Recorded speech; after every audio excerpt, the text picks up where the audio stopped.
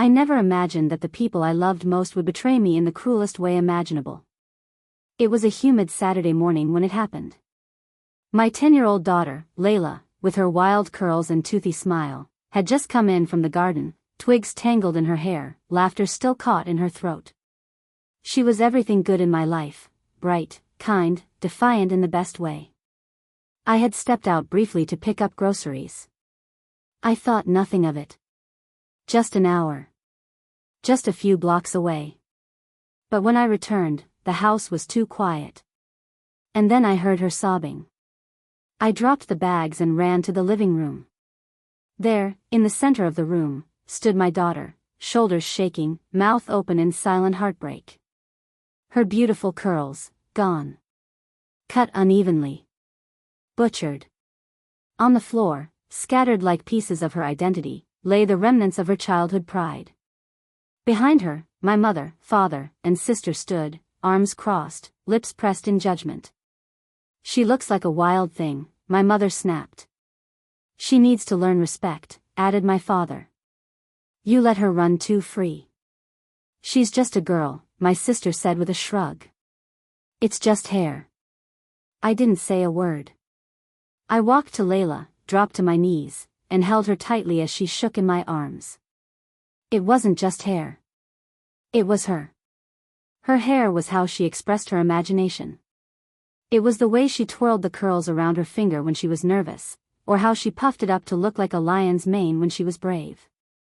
It was how I taught her to love what made her different, what made us different. You see, I had grown up in a house where control was disguised as care.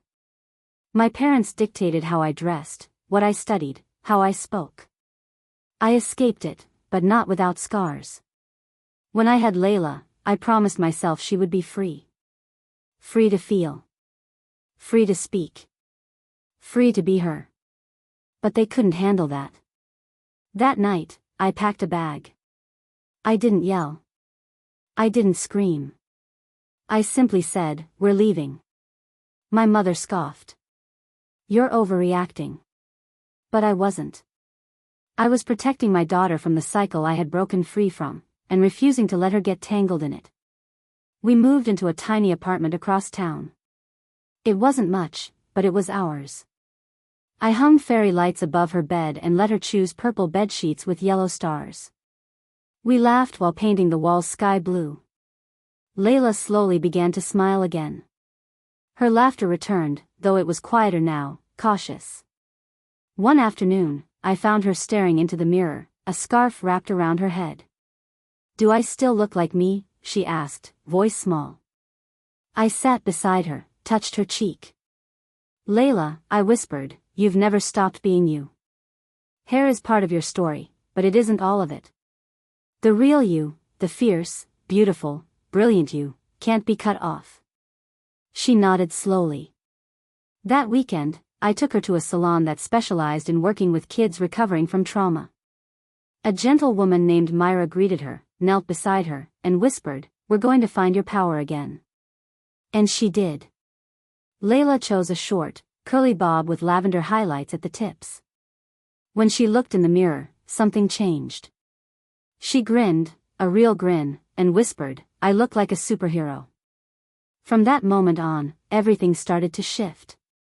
Layla began writing short stories about a girl with lavender hair who could heal the world with kindness. She read them at school assemblies. Kids listened. They clapped. They asked questions. Other girls with short hair started approaching her. Some were sick. Some had lost hair from trauma. Some just didn't feel pretty. Layla told them, "Your story matters." And they believed her. Last year, she was invited to speak at a youth empowerment conference. She was just 11. She stood in front of hundreds of kids and told her story. She didn't name names.